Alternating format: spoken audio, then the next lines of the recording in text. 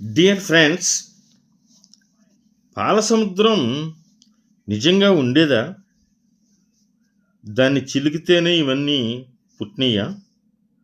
ఉంటే ఎక్కడ ఉంది? అది తయారవ్వటానికి అన్ని పాలు ఎక్కడి నుంచి వచ్చుంటాయి? 55 క్యాన్రీ ఈ అని ఒక గ్రహం ఉంది. మన మిల్కీ వే గెలాక్సీలోనే ఉందది. ఏదో దాని సూర్యుడి చుట్టూ అది తిరుగుతూ ఉంటుంది. మన భూమి కన్నా రెండింతలు ఉంటుంది. చాలా పెద్దది. కేవలం 17 గంటల్లోనే తన సూర్యునికి ఒక ప్రదక్షిణం చేస్తుంది. అంటే మనకు ఒక ఏడాది కదా, దానికి కేవలం 17 గంటలకు ఒక ఏడాది. చాలా వేడిగా ఉంటుంది. 3900 డిగ్రీల వేడి. మన భూమికి చాలా వరకు ఆక్సిజన్ కదా, ఆ గ్రహం చాలా వరకు కర్బనం అన్నమాట.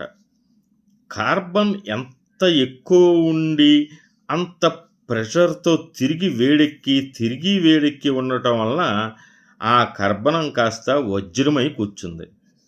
కార్బన్కి వజ్రానికి ఒకే ఒక్క అణువు తేడా.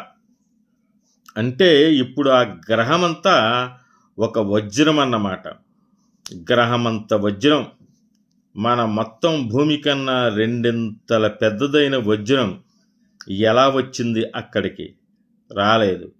కొన్ని ప్రత్యేక పరిస్థితుల వలన ఏర్పడింది అంతే. 55 క్యాన్రీ ఈ అంటే విన్నారు కదా. మరి విష్ణువు పాల సముద్రంలో ఉంటాడు అంటే పాల సముద్రానికి ఈ ప్రశ్నలేంటి? పాలెక్కడివి? పెరుగు అవుతుందా? తోడు ఎక్కడిది? అన్ని గేదెలు ఎక్కడివి? అసలు అవి గేదె పాల, గాడిద పాల, ఆవు పాల అని అడగకూడదు. ఎందుకు అడగకూడదు?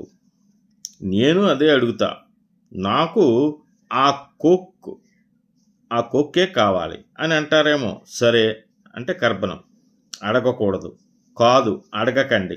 కొసమెరుపు ఏంటంటే, గెలాక్సీ అంటే మన పాలపుంత అన్నా కూడా ఓ పాల సముద్రమే.